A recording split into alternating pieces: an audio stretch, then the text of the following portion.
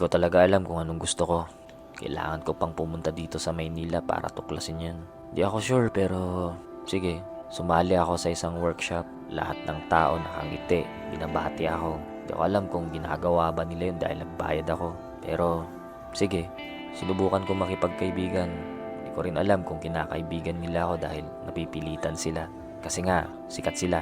Pero sige, kumingiti na rin ako, nakikisama, nakikisaya, at natututo. Di ko alam kung nadadala lang ako kung ano yung nasa paligid ko o totoong nagbabago na ako. Pero sige, at pagkatapos ng lahat ng yon, mas pinili ko pa rin mapag-isa.